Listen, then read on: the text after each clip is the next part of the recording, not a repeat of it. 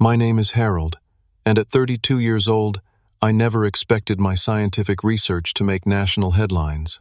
That morning, as notifications flooded my phone about my thesis publication, I received a call from my sister Sandra. Her voice trembled as she informed me, "Our parents were furious. They discovered my success on Facebook, along with everyone else. It brought back memories of when I turned 18, and they declared I was on my own financially, a stark contrast to the luxury condo they purchased for Sandra's 21st birthday." Before I dive into this story, let me know where you're watching from in the comments. Hit that subscribe button and join me for a journey about family, perseverance, and finding success on your own terms. Growing up in a middle-class suburban neighborhood in California, our family seemed picture-perfect from the outside. Our two-story home sat on a quiet street lined with palm trees, where my parents had settled after my father secured a management position at a local insurance company. My mother worked part-time as a dental hygienist, allowing her to be home most afternoons when I returned from school. From an early age, they instilled in me the value of academic excellence, often reminding me that education was the key to success in America. My childhood bedroom walls were decorated with academic achievement certificates rather than sports posters. While other kids enjoyed summer camps and leisurely weekends, mine were filled with additional reading assignments and math workbooks. I didn't particularly mind. I genuinely enjoyed learning and found satisfaction in solving complex problems. Everything changed when my sister Sandra was born when I was 7 years old. From the moment she arrived, it was clear she held a special place in our family dynamic. My parents' faces would light up when she entered a room, their voices softening when they spoke to her. Sandra received a level of unconditional affection I realized I had never experienced. "Your sister is still young, Harold," my mother would say whenever I pointed out the discrepancy in how we were treated. "She needs more attention now. You're already such a responsible boy." Despite the shifting family dynamics, I continued to excel academically. In elementary school, I won the district science fair 3 years running. By middle school, I was placed in advanced classes across all subjects. My freshman year of high school, I scored in the top percentile on standardized tests, earning recognition from the state educational board. "That's expected," my father said when I showed him the congratulatory letter. "You've always been smart.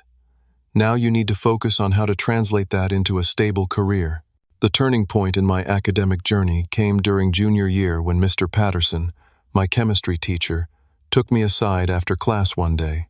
I had just presented a research project on renewable energy sources that had earned me an A+. "Harold, you have a genuine gift for scientific inquiry," he said, his eyes bright with enthusiasm. "Have you considered pursuing research as a career? With your analytical mind, you could make real contributions to the field." That conversation planted a seed that would eventually blossom into my life's passion.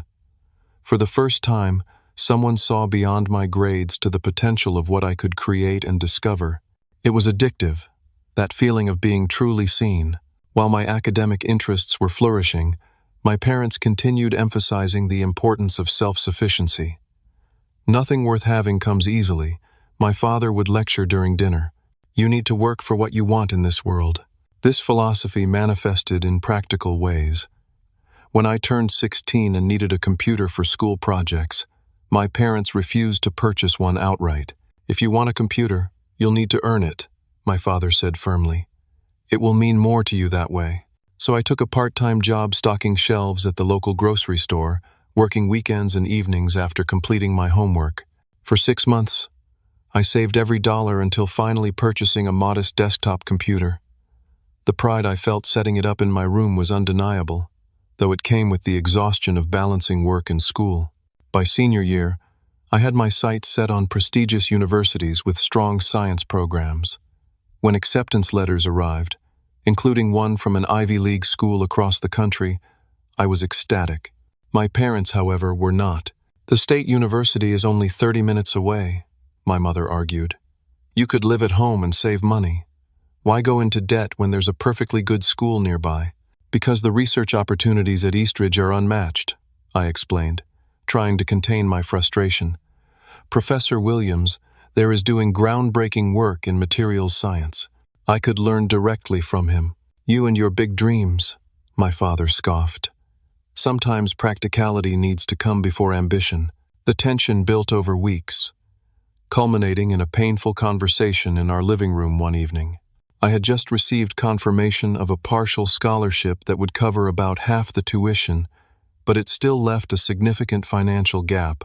"If you insist on going across the country instead of the sensible option," my father said, his voice unnervingly calm, "then you need to understand something. You will be on your own financially. We will not be contributing to your education or living expenses." "But you always said you were saving for my college," I protested, feeling the ground shift beneath me. "For a reasonable college choice," my mother interjected. "This is your decision, Harold, and with adult decisions come adult responsibilities." As their words sank in, I felt a complex mix of betrayal, determination, and fear.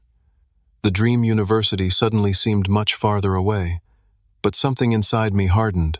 If independence was the price of pursuing my passion, then I would pay it. "I understand," I replied, my voice steadier than I felt inside. "I'll figure it out on my own." What I didn't understand then was how those words would shape the next decade of my life, creating a divide that would eventually span much more than just physical distance. The journey to Eastridge University marked my first real taste of independence. I packed everything I owned into my 15-year-old Honda Civic, a graduation present from my grandparents before they passed. The car had over 150,000 miles on it, and made alarming noises when it exceeded 60 miles per hour, but it was mine. My parents stood in the driveway as I loaded the final items, their expressions a mixture of disapproval and resignation. "Call us when you get there," my mother said, giving me a brief hug. My father simply nodded, adding, "Drive safely." No mention of visiting, no promises to send care packages or check in regularly. The message was clear. I had chosen this path, and I would walk it alone. The 3-day drive across the country gave me plenty of time to alternate between excitement about my future and anxiety about how I would manage financially. The partial scholarship would cover tuition, but housing, food, books, and other expenses would be entirely my responsibility. Arriving at Eastridge was both exhilarating and overwhelming. The campus sprawled across acres of manicured lawns and historic buildings, filled with students who seemed far more confident and prepared than I felt. My assigned dormitory was a century-old building with minimal amenities. I shared a cramped room with Brian Mitchell, a music theory major from Seattle with an easy laugh and perpetually disheveled appearance. "So your parents just cut you off?"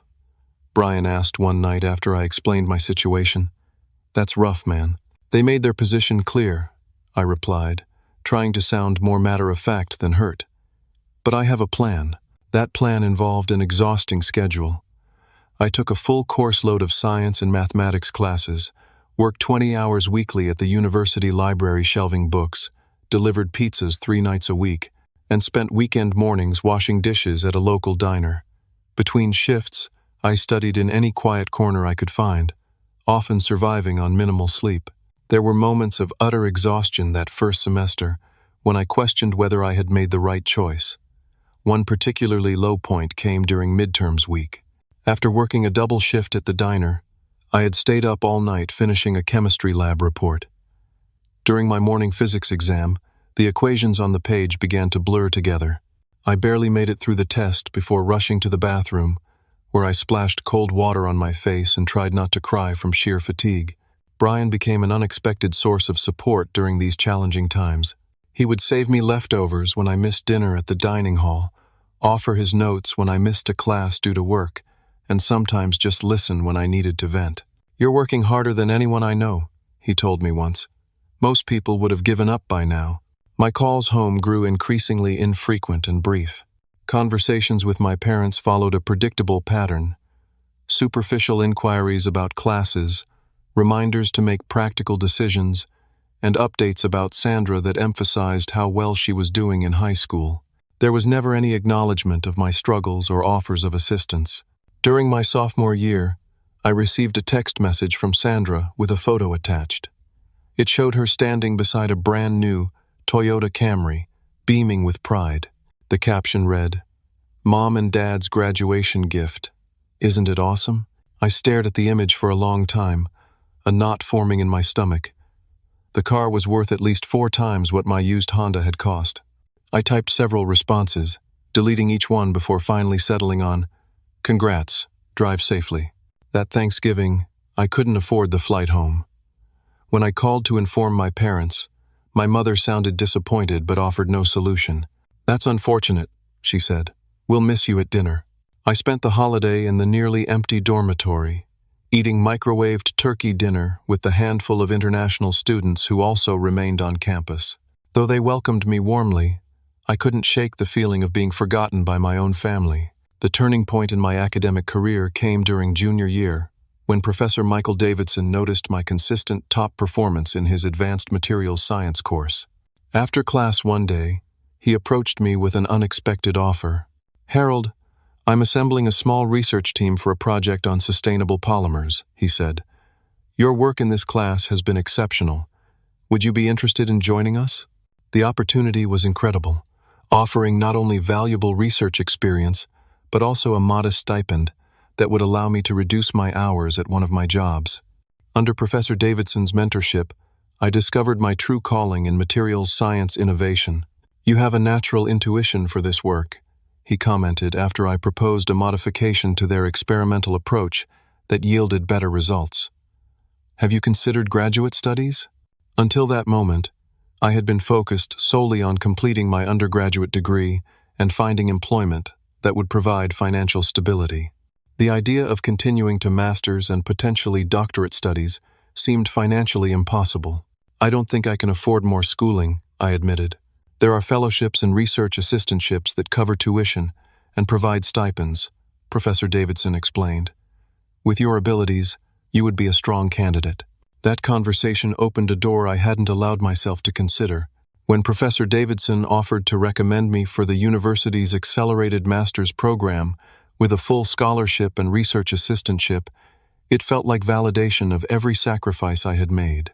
For the first time since leaving home, I allowed myself to believe that my difficult choice had been the right one. As I approached graduation, I had survived 4 years of grueling work and study, maintained a nearly perfect GPA, and secured a path to continue my education without accumulating debt.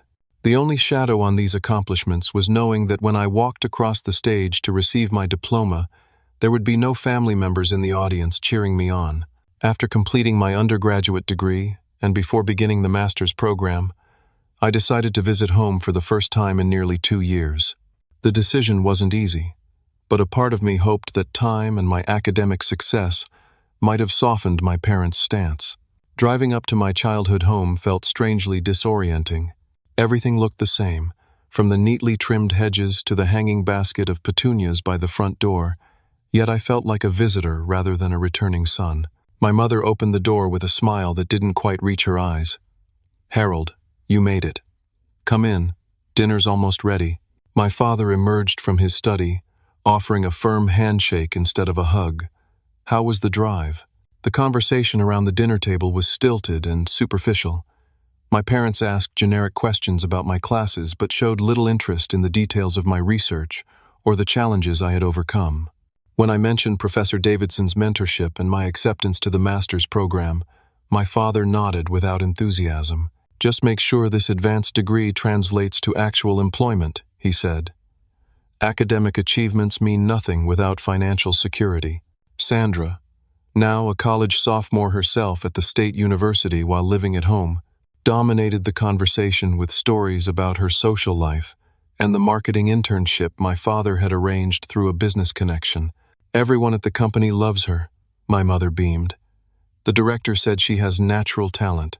I forced a smile and offered congratulations, trying to suppress the sting of knowing my accomplishments had never earned such unconditional praise. Later that evening, Sandra burst into my old bedroom, now redecorated as a guest room with no trace of my childhood remaining. "Almost forgot to tell you," she said excitedly. "Mom and Dad are throwing me a massive 21st birthday party next weekend. You have to stay for it." The timing was tight with my research assistantship starting soon, but refusing would only create more tension. "Sure, I'll be there." The party was held at an upscale country club, where my father occasionally golfed with business associates. At least 100 guests attended, including family, friends, relatives, and Sandra's extensive social circle. I recognized few faces and stood awkwardly on the periphery of conversations, feeling like an intruder at a stranger's celebration. After dinner and several speeches praising Sandra's many qualities, my father clinked his glass for attention and motioned for my sister to join him at the center of the room. As many of you know, our Sandra has always had a special place in our hearts, he began, his voice warm with affection I barely recognized. She has brought us nothing but joy and pride. Now, as she turns 21 and continues to excel in her studies while already building her professional network, her mother and I wanted to give her something special to mark this milestone. My father handed Sandra a small gift box. She opened it with theatrical excitement, pulling out a key attached to a silver keychain. "Is this what I think it is?" she gasped, though her lack of genuine surprise suggested she already knew what was coming. "Why don't we all find out?" my father replied with a grin. "Everyone, please join us outside." The crowd moved to the country club's front entrance, where my parents' event planner had arranged for a small bus to transport everyone to the surprise location. I followed mechanically, a sense of dread building in my chest. 20 minutes later, we arrived at a new luxury condominium development in one of the city's most desirable neighborhoods. The bus stopped in front of a sleek building with floor-to-ceiling windows and a uniformed doorman. "Welcome to the Westmont," my father announced proudly as the group disembarked, and specifically, to Unit 1203, Sandra's new home. The crowd erupted in gasps and congratulations as Sandra squealed in delight. I stood frozen, unable to process what was happening. A condo in this neighborhood easily cost 7 figures, more money than I could hope to accumulate in decades of work. We were ushered up to the 12th floor, where Sandra unlocked the door to reveal a completely furnished 2-bedroom apartment with panoramic city views, designer furniture, and state-of-the-art appliances. The interior designer who had coordinated the space guided the tour, pointing out custom features and exclusive materials. "The Italian marble countertops were specially imported," she explained as guests oohed and ahed, "and all the furniture is from Restoration Hardware's premium collection." As people wandered through the apartment, exclaiming over its luxuries, I felt as though I were having an out-of-body experience. Memories flashed through my mind, working the overnight shift at the pizza place to cover my textbook costs, the broken heater in my off-campus apartment that the landlord wouldn't fix for weeks in the dead of winter, eating ramen noodles for days to stretch my food budget until payday. "Isn't this amazing?" a voice beside me asked. It was my mother, beaming with pride at the opulent surroundings. Sandra deserves a good start in life. I couldn't form a response. The implication that I somehow hadn't deserved the same consideration left me speechless. Later, as the party continued with champagne flowing freely, I found Sandra alone in the kitchen, arranging flowers in a crystal vase. "Congratulations," I managed, trying to keep bitterness from my voice. "It's quite a place." "Thanks. I still can't believe it's mine," she gushed. "Mom and Dad said I can live here while finishing college, and then keep it as an investment property if I want to move somewhere else later." "That's very generous," I said carefully. Sandra paused, a flicker of discomfort crossing her face. "They wanted to make sure I could focus on school without worrying about housing costs. You know how they are about education coming first."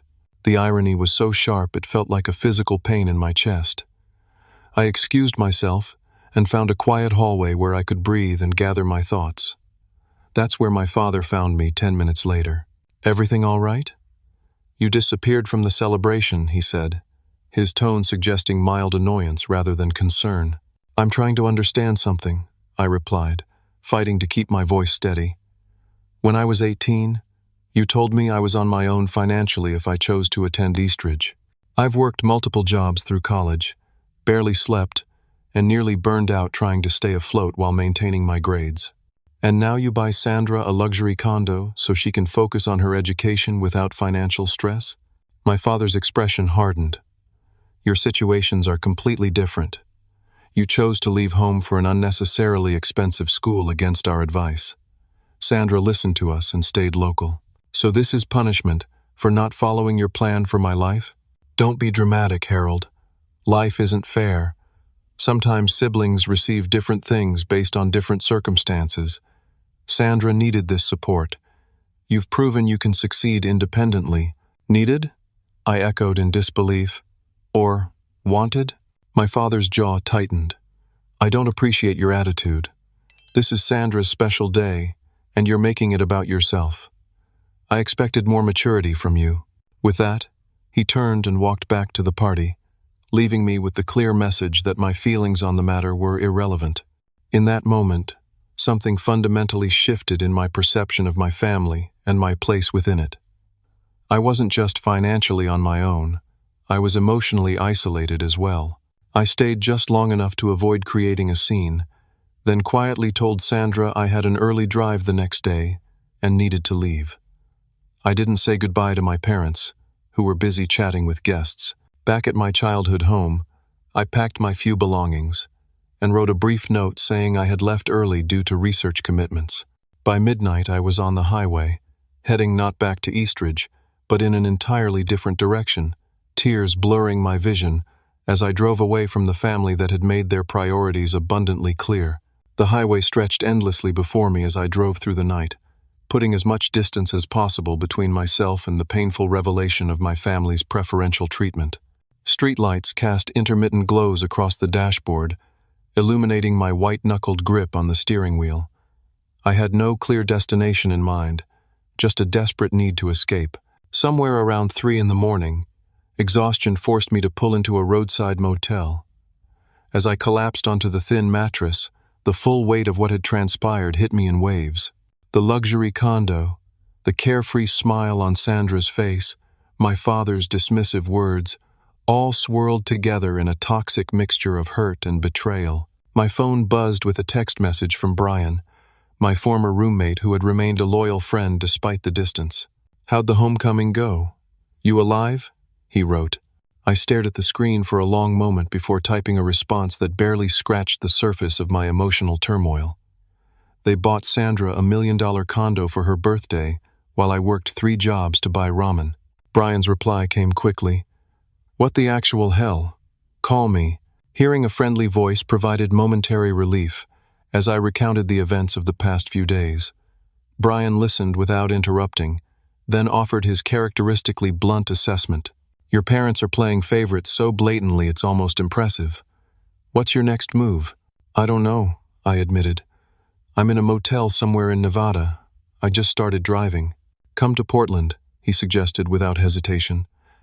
"I have a spare room in my apartment since Kyle moved out. It's nothing fancy, but you can crash while figuring things out." Brian's offer provided the direction I desperately needed. 2 days later, I arrived in Portland, Oregon, a city I had never visited but would soon call home.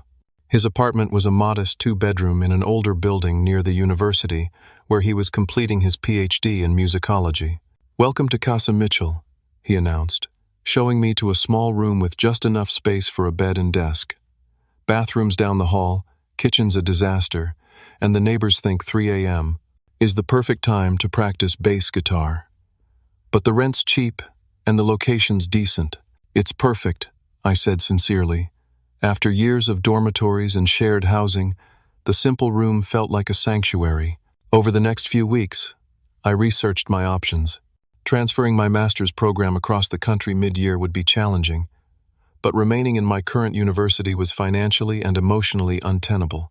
After reviewing several programs, I found that Portland State University had a respected materials science department with a focus on environmental applications, aligning perfectly with my research interests. "They're still accepting PhD applications for fall admission," I told Brian one evening. "If I apply directly to the doctoral program and bypass finishing my master's, I might be able to secure funding." "Go for it," he encouraged. "You've got the credentials, and honestly, a fresh start might be exactly what you need." The application process was grueling, requiring transcripts, recommendation letters, research proposals, and statements of purpose. Professor Davidson was surprised by my decision but supportive, writing a glowing recommendation that emphasized my resilience and innovative thinking. "You have enormous potential, Harold," he wrote in an email. "While I'm disappointed to lose you from our program, I understand your need for a change. Portland State would be fortunate to have you. 2 months after applying, I received the news I had been hoping for: acceptance to the PhD program with a full tuition waiver and research assistantship. The financial package wasn't lavish, but it would allow me to focus on my studies without working multiple side jobs for the first time in my academic career. My initial meeting with Professor Elizabeth Winters, who would become my doctoral advisor, cemented my confidence in the decision. A pioneering researcher in sustainable materials, she had a reputation for being demanding but fair, pushing her students toward excellence while providing genuine mentorship. Your proposal on biodegradable polymers derived from agricultural waste is intriguing, she said during our first meeting, her keen eyes studying me over reading glasses. It's ambitious, possibly too ambitious for the typical doctoral timeline, but I appreciate researchers who aim high. Under her guidance, I refined my research focus to developing recyclable materials that mimicked the durability of plastics without their environmental persistence. The work was challenging and exciting, offering both intellectual stimulation and the potential for real-world impact. As I settled into my new life in Portland, I made the difficult decision to limit contact with my family. When my mother called asking why I had left without saying goodbye, I provided minimal information about my relocation. I've transferred to a doctoral program in Portland, I explained, keeping my tone neutral. It's a better fit for my research interests. Portland? But that's even farther away, she protested. Why would you make such an impulsive decision without discussing it with us?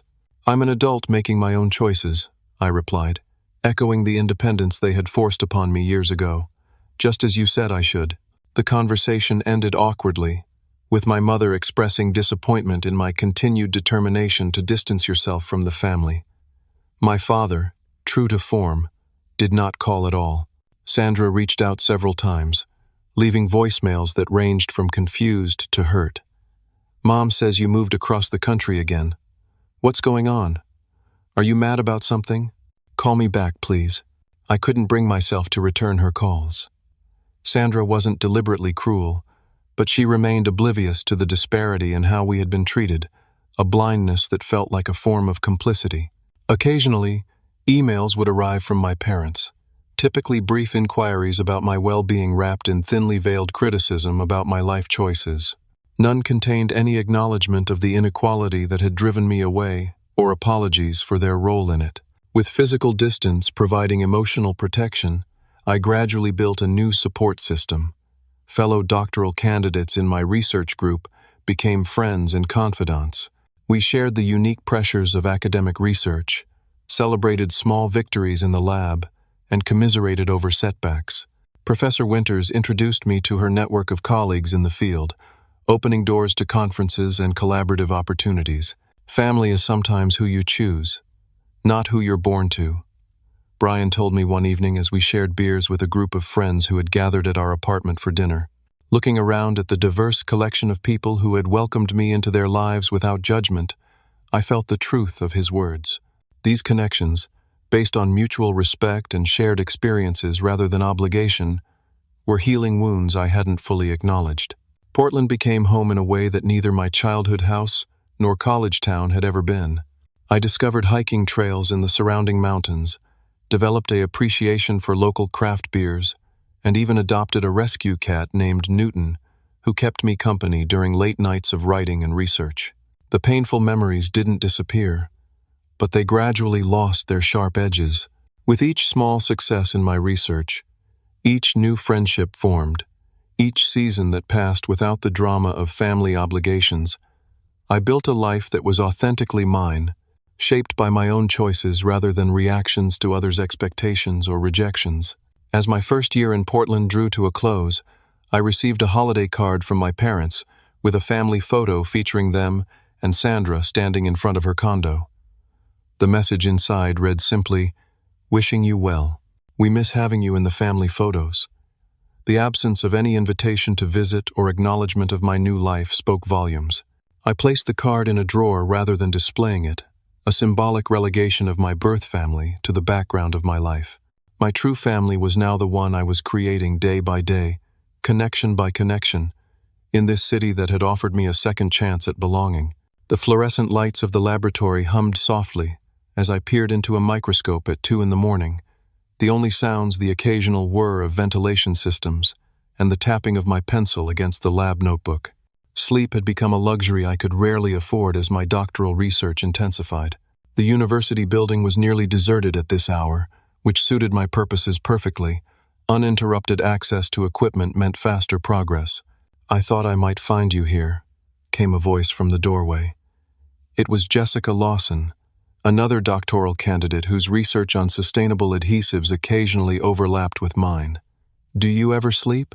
I straightened from the microscope, rubbing my eyes. "Sleep is for the weak and the well-adjusted." She laughed, setting a paper cup of coffee beside my notes. "Brought reinforcements. How's the sample degradation test going?" "Not great," I admitted, accepting the coffee gratefully. 3 months of work, and the polymer still breaks down too quickly under UV exposure. Back to the drawing board. This was the recurring pattern of my second year in the doctoral program. Promising theories followed by disappointing practical results. My research aimed to develop a plastic alternative that was both durable during use and completely biodegradable after disposal, a holy grail of materials science that had eluded researchers for decades. The initial experimental prototypes had seemed promising in preliminary tests, showing suitable strength and flexibility. But subsequent testing revealed fatal flaws. Some samples degraded too quickly when exposed to sunlight, making them impractical for real-world applications, while others proved too resistant to natural breakdown, defeating the environmental purpose. Each failure meant reformulating from scratch, adjusting chemical compositions, testing new additives, and running exhaustive analyses. The process was mentally and physically draining, compounded by the pressure of looming deadlines. "The Department Review Committee wants updated results by next month," Professor Winters reminded me during our weekly meeting. "The continued funding depends on demonstrable progress." "I understand," I replied, though internally I was calculating how many more sleepless nights would be required to produce something worthy of presentation. "I'll have something substantial to show them." The university's research grant that supported my work was competitive and contingent on regular evaluations. Without it, continuing my education would become nearly impossible.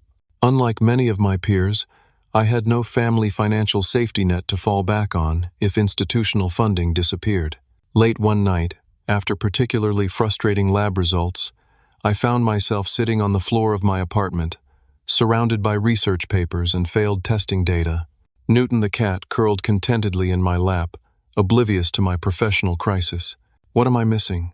I muttered, scanning the chemical compositions for the 100th time. The fundamental challenge remained unchanged, creating a material strong enough for commercial use yet susceptible to natural decomposition when discarded. It seemed an impossible contradiction. The breakthrough came not from a scientific journal or sophisticated analysis, but from an unexpected source. While hiking on a rare free weekend, I observed how fallen trees decompose differently depending on their exposure to soil microorganisms. Some sections remained intact while others rapidly returned to the earth. What if the trigger for degradation isn't just UV light or water, but specific biological agents? I theorized to Professor Winters the following Monday.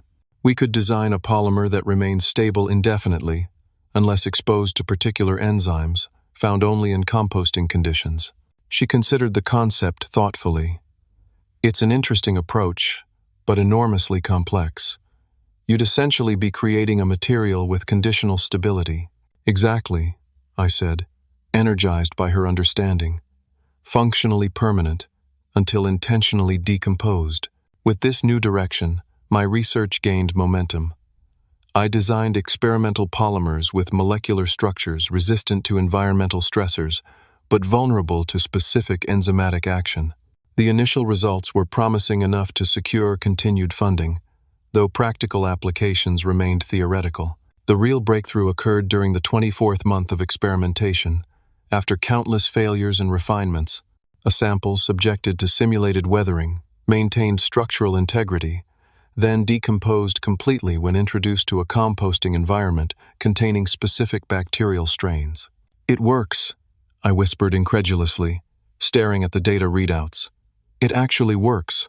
Jessica was the first person I told, calling her at an unreasonable hour with news that couldn't wait until morning. The conditional degradation pathway is viable. Come see the results yourself. She arrived at the lab still wearing pajama pants under her coat. This better be worth interrupting my first decent sleep in weeks, she grumbled, before falling silent as I showed her the before and after samples and corresponding data. Harold, she said finally, do you realize what you've done? This could change everything about how we approach disposable materials. The following months were consumed by verification testing, refining the formula, and documenting the discovery process. Writing my dissertation became an all-consuming task, transforming complex scientific concepts into a cohesive narrative that explained both the methodology and potential applications. Professor Winters proved invaluable during this phase, reviewing drafts with meticulous attention and pushing me to clarify my reasoning where it became too technical or assumed too much background knowledge. Your work deserves to be understood beyond a small circle of specialists, she insisted. The environmental implications alone warrant broader communication. As my defense date approached, anxiety and excitement warred within me. The dissertation committee would include not only university faculty, but visiting professors from other institutions, all experts who would scrutinize every aspect of my research. You're ready for this, Professor Winters assured me during our final preparation meeting. You know this material better than anyone. Trust that knowledge. The defense itself passed in a blur of questions, explanations, and scientific debate. For 3 hours, I presented my findings and responded to increasingly specific inquiries about methodology and implications. When it concluded, the committee asked me to wait outside while they deliberated. 20 minutes later, Professor Winters emerged with a rare, full smile. Congratulations, Dr. Lawson. Your dissertation has been accepted with distinction. The sense of accomplishment was overwhelming. After years of financial struggle, academic challenges, and personal sacrifices, I had reached the summit I had been climbing toward since leaving home. Yet as I accepted congratulations from colleagues and professors, I felt a hollow space where family celebration should have been. The graduation ceremony took place on a brilliantly sunny day in May. As I donned the doctoral regalia and prepared to walk across the stage, I scanned the audience reflexively, knowing I would see no familiar faces from my childhood, but unable to suppress the ingrained habit. Jessica noticed my expression and squeezed my arm. We're all here for you, she said, gesturing to our research group, Professor Winters, and friends including Brian, who had made signs with embarrassingly enthusiastic messages of support.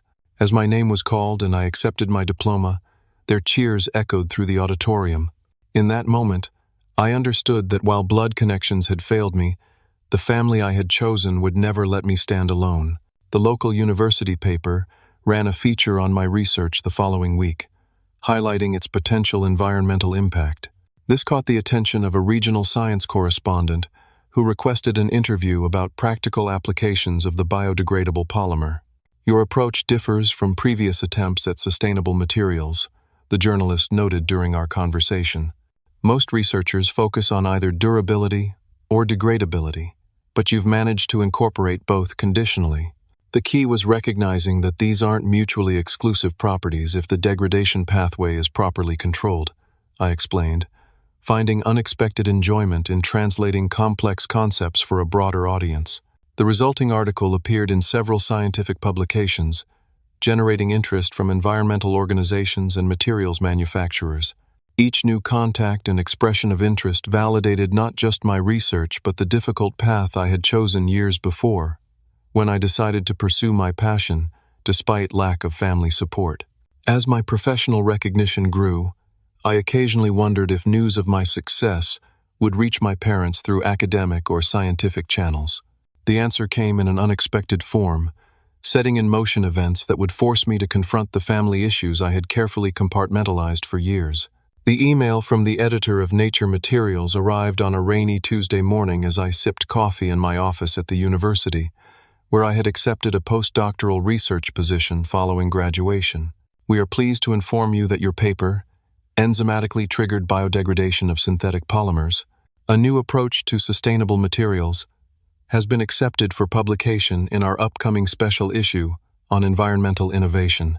I read the message 3 times, barely believing what I was seeing. Nature Materials was among the most prestigious scientific journals in the field, with an acceptance rate below 8%. Publication would exponentially increase the visibility and credibility of my research. Professor Winters knocked on my open-door moments after I forwarded her the email. "I just saw the news," she said, beaming. "This is exceptional, Harold. Very few researchers at your career stage achieve publication in a journal of this caliber." "I still can't quite believe it," I admitted. "It feels surreal." "Believe it," she insisted, "and prepare yourself for what comes next. This level of publication tends to generate significant attention." Her prediction proved accurate. Within days of the article appearing online, my inbox flooded with messages from fellow researchers, environmental advocacy groups, and industry representatives interested in potential applications. The University Public Relations Department arranged a series of interviews with science journalists eager to explain the breakthrough to a general audience. The coverage expanded beyond scientific circles when a major news outlet ran a feature on promising environmental innovations. My research was highlighted as a potential game-changer in addressing plastic pollution, complete with a photo of me in the laboratory and quotes from the paper.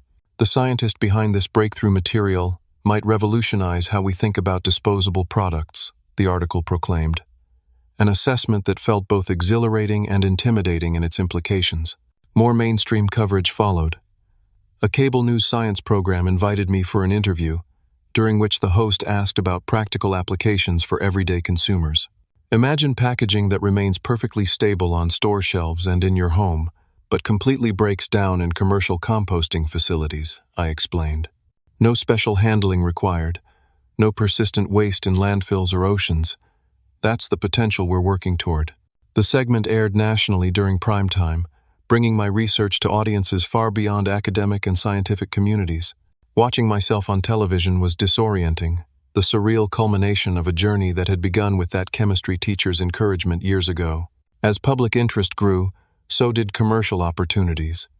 A major materials corporation reached out to discuss licensing the technology for development.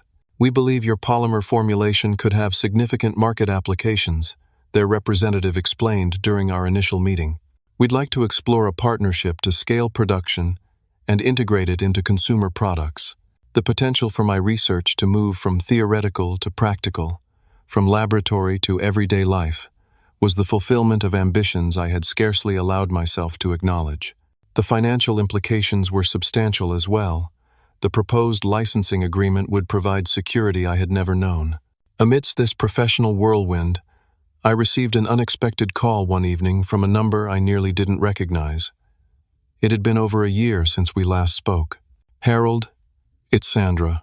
Her voice triggered a complex mix of emotions I had successfully suppressed through immersion in my work. "Sandra, this is surprising. I saw you on television last night," she said, sounding both impressed and uncertain. "Your research sounds amazing. Why didn't you tell us about any of this?" The question carried an unintended irony that nearly made me laugh. "I haven't exactly been on the family update list for a while." "That's not fair," she protested. "You're the one who disappeared and barely responds to messages." Rather than argue, I asked, "How did you get this number?" "I changed it when I moved."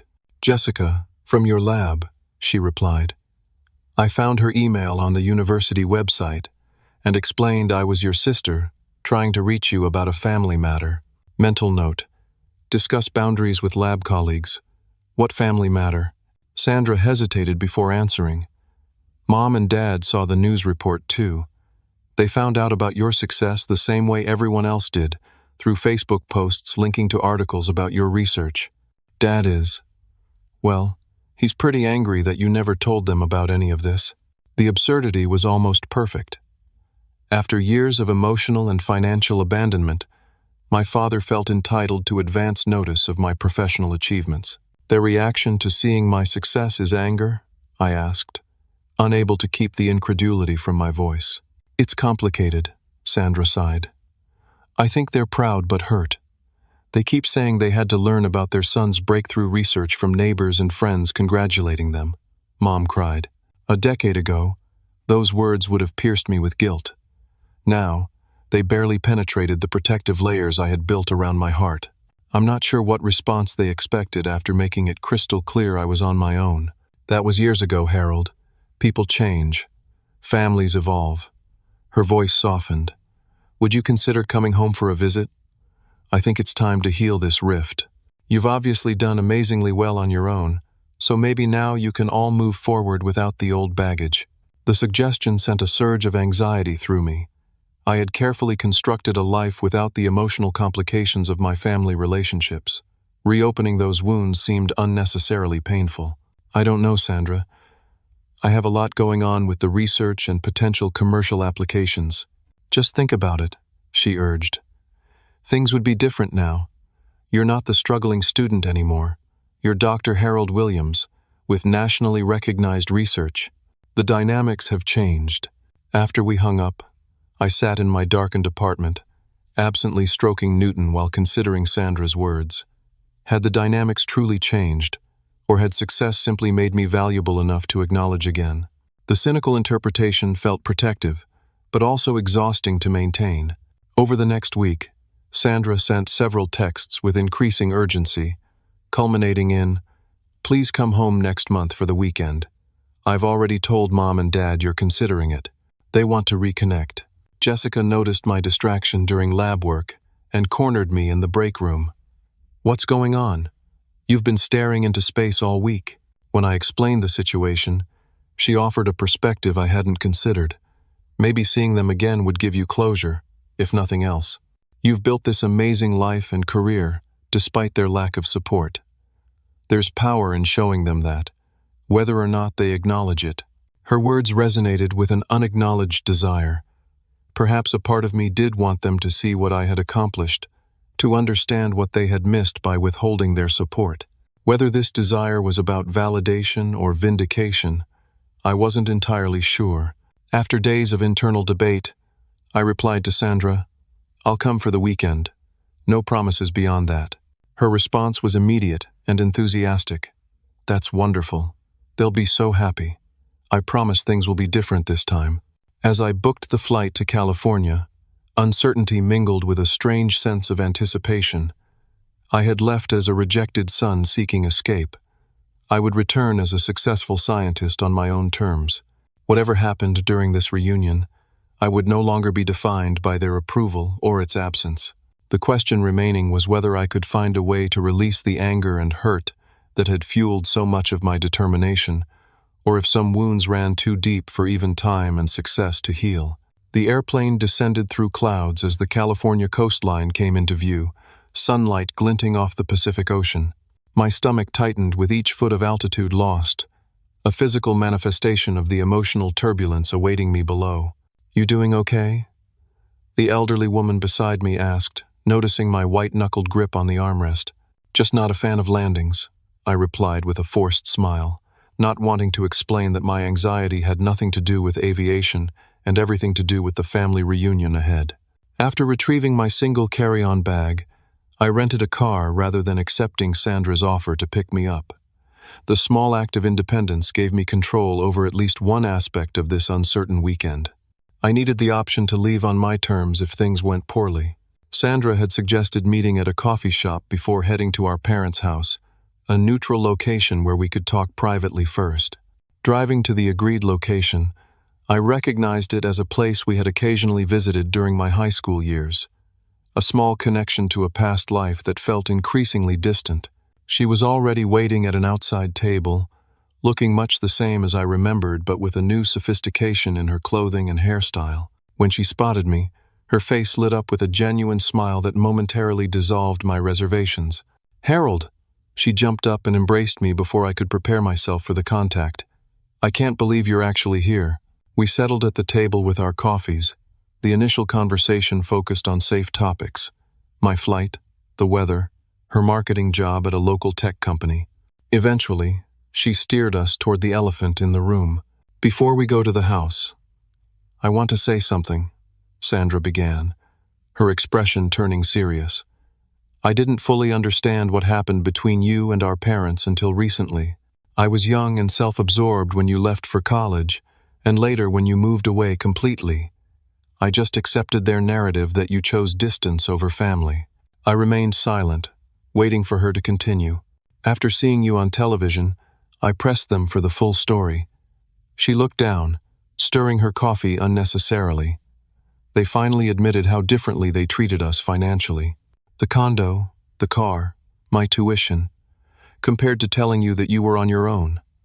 I had no idea, Harold. I always assumed they helped you the same way. The acknowledgement I had never expected to hear loosened something tight within my chest. Thank you for saying that. It means a lot. I feel terrible, she continued. All these years, I've been benefiting from their generosity while you were struggling, and I never questioned it. That makes me complicit in their unfairness. You were young, I offered, surprising myself with the genuine absolution. We don't question the advantages we're given. That's human nature. Still, I should have seen it, especially after they gave me the condo. She reached across the table, hesitantly touching my hand. I'm sorry, Harold. Truly sorry. The sincerity in her eyes helped dissolve some of the resentment I had carried toward her. Sandra hadn't created the disparity, even if she had benefited from it. What should I expect from them today? I asked, refocusing on the immediate challenge. They're nervous, she admitted. Dad's been cleaning the garage all week, which is what he does when he's anxious. Mom's cooked enough food for an army. They know they handled things badly, but they're not great at admitting mistakes. That's an understatement, I muttered. Give them a chance, she pleaded. They're trying, in their way. The drive to our childhood home felt surreal, like visiting a movie set of a life I once lived. Sandra followed in her car, giving me space to process alone. As I parked in the driveway, memories cascaded through my mind. Learning to ride a bike on this street, doing homework at the kitchen table, the painful conversation that had set me on my independent path. My mother opened the door before I reached it. She had aged noticeably, her hair now completely gray, lines around her eyes deeper than I remembered. For a moment she simply stared, as though confirming I was real, then stepped forward with uncharacteristic hesitation. Harold, she said, her voice thick with emotion. Welcome home. The hug that followed was awkward but genuine, breaking years of physical distance. My father appeared behind her, looking simultaneously older and exactly the same, his posture stiff with unspoken tension. Son, he said with a formal nod, extending his hand. I took it, noting the strength still present in his grip despite the years. Good to have you back. The initial hours were filled with careful conversation, everyone avoiding direct mention of the estrangement. My mother gave a tour of the house, pointing out minor renovations as though I were a visiting acquaintance rather than someone who had grown up in these rooms. My father asked polite questions about my current research, his interest seeming genuine if somewhat detached. It was during dinner, as my mother served her signature lasagna, that the facade finally cracked. Sandra mentioned an upcoming interview I had scheduled with a national science podcast, and my father set down his fork with deliberate precision. I still don't understand why we had to learn about all your achievements from strangers, he said, his tone carrying the first hint of the anger Sandra had mentioned. 4 years of groundbreaking research, and not once did you think to call and share your progress. The familiar spark of indignation flared within me, but I forced myself to respond calmly. Communication works both ways, Dad.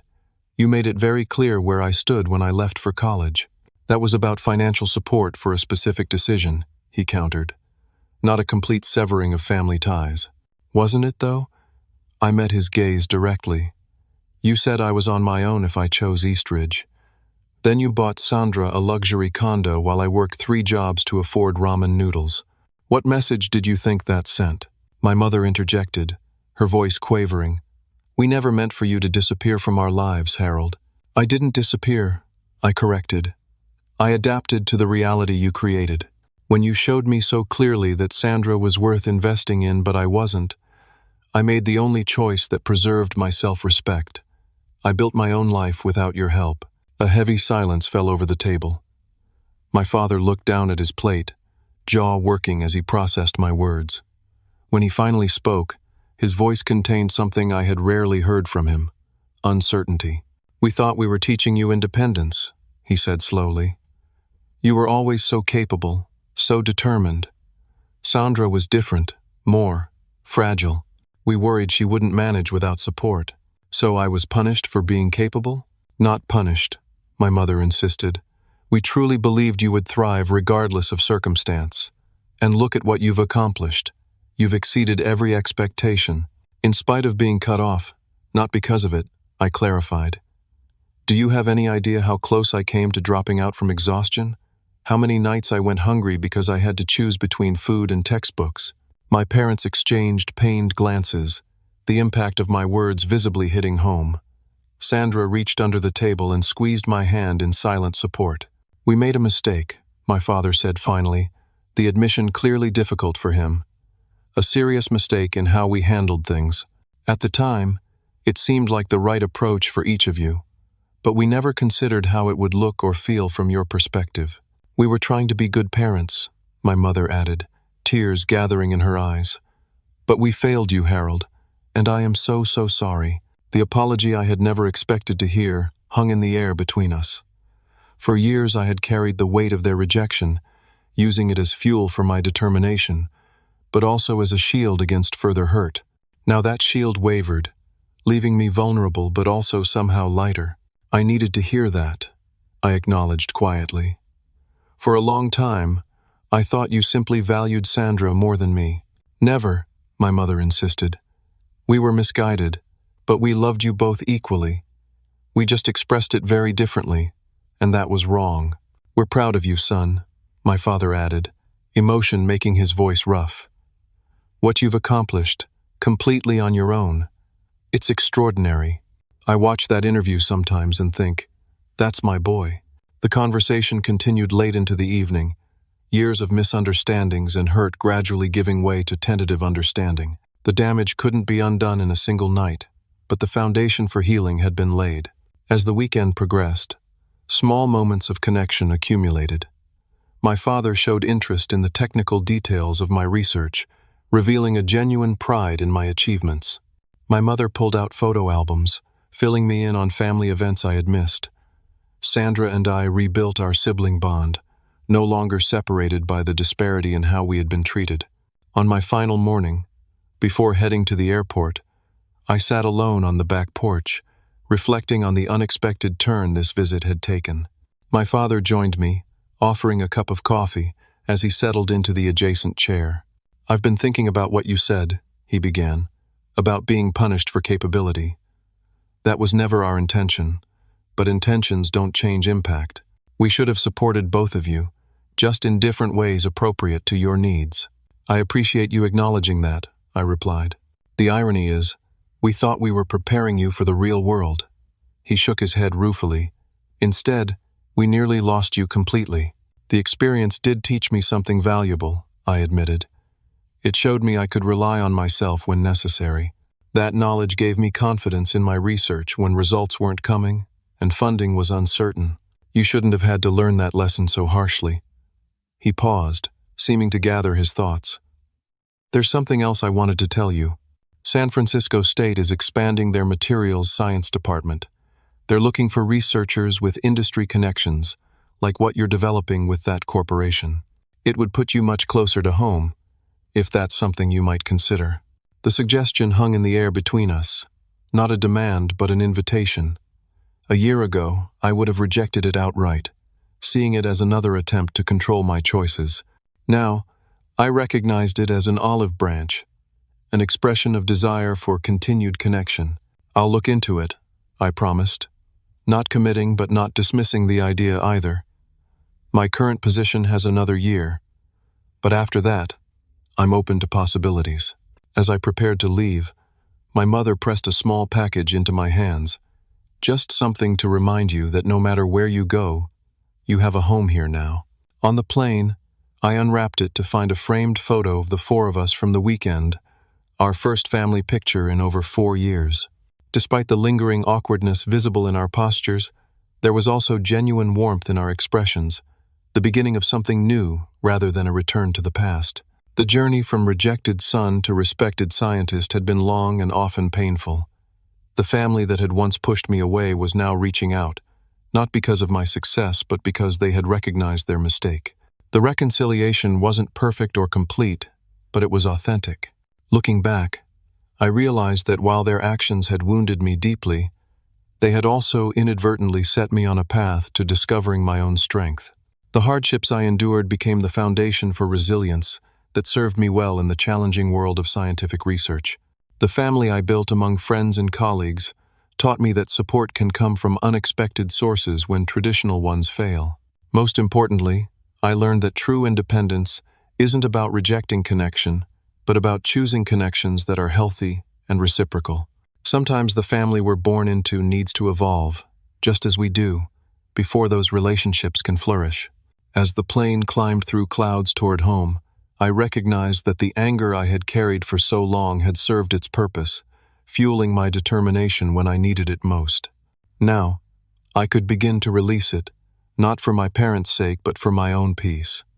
The future held possibilities for a relationship built on mutual respect rather than obligation or resentment.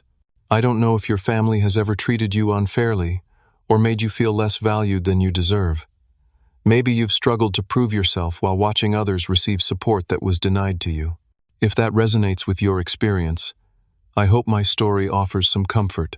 Sometimes the hardest paths lead to the most meaningful destinations, and the family we create can be as important as the one we're born into. Have you ever had to rebuild a damaged relationship or found strength in adversity that surprised you? Share your experiences in the comments below. And if this story meant something to you, please subscribe and hit the like button. Your support helps me continue sharing these personal journeys. Thank you for listening, and remember that sometimes the greatest success is not what you achieve, but who you become along the way.